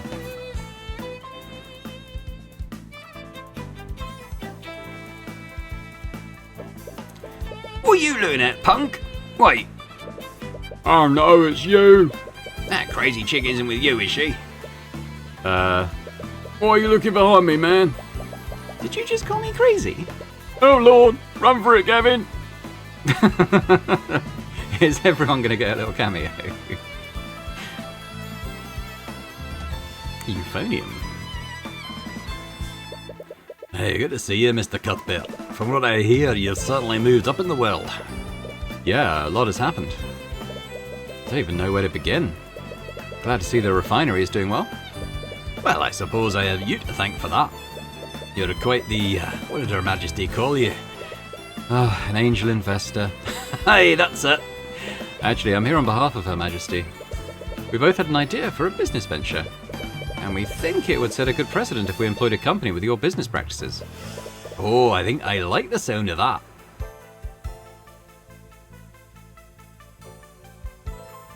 Wonder who else we're going to see. I still have much to learn about leading a noble house, but I hope I can bring House Freyger and Wimegard to a brighter future.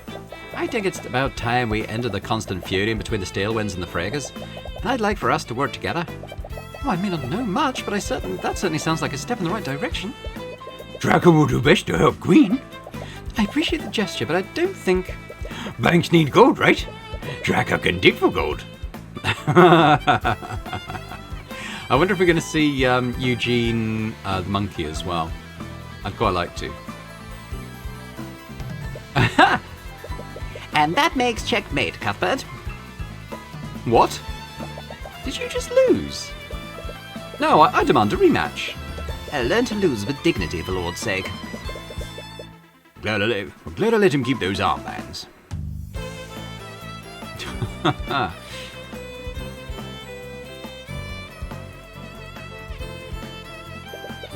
To think the Scaled Lord would sacrifice his daughter for the good of our kingdom. Theon, I want this job. Oh, such humility, such self-sacrifice. I'm literally a queen. Who wouldn't want this mantle? Actually, this job is kind of annoying. Sorry. Nah, as long as I can have you with me, I'm happy. Is that going to be the last one, maybe? I'm trying to think who else we've not heard from. That's got to be it. Oh, you may have everyone else fooled, but I know how this story goes. A mage is still a mage, and a noble is still a noble. Oh, come on, don't be like that. Hey, if you want to prove me wrong, by all means. But I ain't holding my breath. I suppose you've every reason not to trust those in power. But we are going to fix this kingdom, and we're going to do it within the confines of the law. Alright, who else might we see? I don't know. I think that might... Oh. I really wish you'd talk to us. He needs time to process everything that happened. And I don't think he'll be very receptive to us. At least, not right now. We should probably hire a therapist. So, with the prince, it never did reveal what happened to him. I mean, I think he had polymorph put on him, but it never really... the game never chose to force that issue. Are you okay?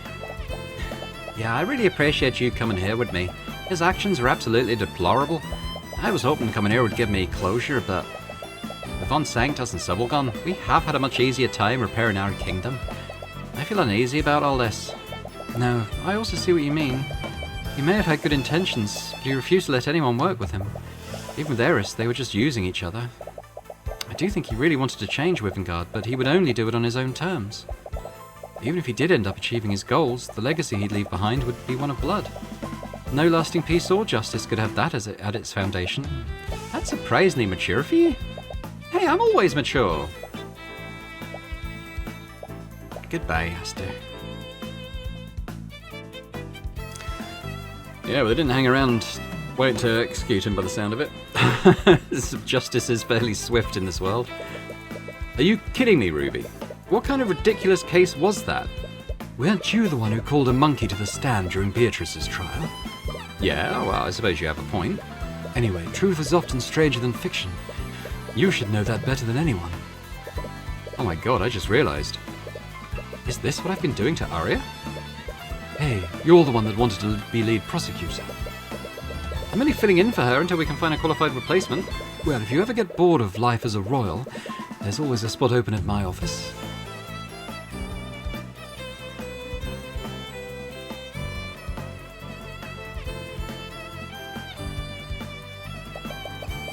Oh, I see they allowed you to keep your axe. I thought I asked you to stop visiting me. You did. I merely chose to ignore you. McCoy's impertinence is rubbing off on you. I'll take that as a compliment. I am glad to see you in such good spirits. It's clear that I underestimated you. I'm glad he didn't die, actually. The newspaper report said he was dead, and I'd wondered if they'd executed him, but actually they didn't, and that's cool. Because he was alright, wasn't he? When he was stern, but he was alright. I'm surprised you're not sentencing me to death. I suppose I should be grateful. Yeah, we kind of need you alive so we know when Eris is back. You're using me like a canary in a coal mine? I'm almost proud of you two. Although I am curious as to why she hasn't returned yet. Oh, are we going to see her? That might be next. That'd be quite interesting. See what Eris is doing. Haha. What the hell is this? Why are you preventing me from leaving? Well, I can't very well let you make a fool of yourself a second time. You are not to leave the Sixth Circle until I tell you otherwise. So says the word of Asmodeus. Are you grounding me?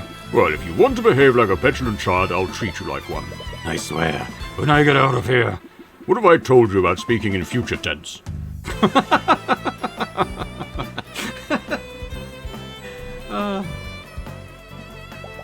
Are you sure you don't want to move into the castle with us, Mum? No, I've grown attached to this place. It was your father's, and it didn't seem right to abandon it. Yeah, I get what you mean. Anyways, I just want to give you two some privacy. Mom? So stop dragging your feet, Tyrion. I want to live to see my grandkids. Mom!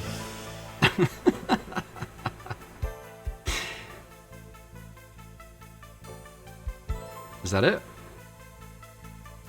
No, we're still going. So I was wondering, you've lived for a really long time, right? I have. Do I have any siblings? No, I'm sorry. There was one many centuries ago, but I lost her. It was rare, even across the centuries, when I've sought companionship. Dragons are magical beings, and the creation of offspring is rare. So much so that it's a miracle that you were born. I'm sorry that you are alone. I don't really feel that way. I think I spend so much time with Arya that she's basically my sister. And Tyrion, well, Perhaps I should have some words with Mr. Cuthbert. don't you dare!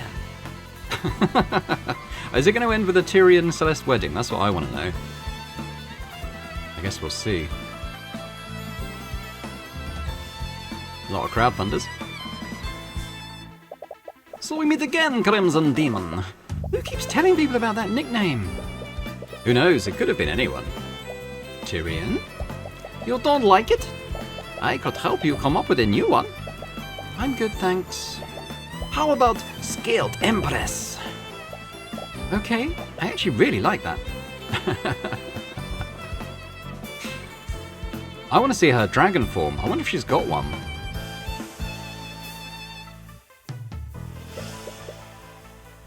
Ahoy, Cuthbert. Have everything ready for tonight? What? Oh, it's nothing. Pretend like you don't know anything. What? Oh, I see. So it's for her. What are you doing?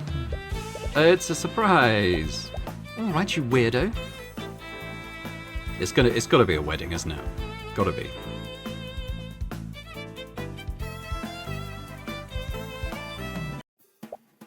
Hey, why'd you bring me out here? You're not usually this secretive. Come on, it's a surprise. Wait, is that a boat? Are you going to be okay? I thought you were really prone to motion sickness. Don't worry. I've done this plenty of times before. All right, well, if you say so. Tyrion, it's really dark. Are you sure this is safe? Yeah, there'll be plenty of light soon. Soon? In about 3, 2, 1. Wow! Right on schedule. You knew this would happen. During certain times of the year, the ley lines around Oranax become extremely potent. A lot of the businesses here take advantage of this to charge the arcane power cells in their homes. And those effects are amplified when they do it simultaneously. This is what happens when they synchronize with each other. It lights up the entire city. You're such a nerd. But it's beautiful, right? Yeah, it is. My mum used to bring me out here before everything happened. You're the only other person I've ever shown this to. Oh. I've really missed being able to spend time with you like this. Yeah, me too. It was so much simpler when you were just an attorney and I was your bodyguard. Occupation queen. But now I'm the Scaled Lord's daughter and you're the lead prosecutor. We barely get to see each other. Well, but at least we're together now. And you have something to remember whenever we're apart. Yeah. Oh, this is so sweet. I love him so much. What? Your thoughts are leaking, Celeste? What do you... Ah! Oh, it's been so long, I forgot to... Ah, is something wrong? She's always had a habit of teasing you. So you can't help but enjoy putting her on the other end for once. I didn't really mean... Wait, no, I did mean it, but... I know this is a really rude thing to say, but I kind of hate the Eye of Horror sometimes. I love you too, Celeste. Oh, okay. You try to inch in closer to her, but she's trying her hardest to avoid eye contact with you. But there is one way to make her meet your gaze. Tyrion, Do you not want this? Of course I do. I think I've wanted this for a long time. I always find myself smiling like an idiot whenever we're together. I don't think I've ever felt this happy before.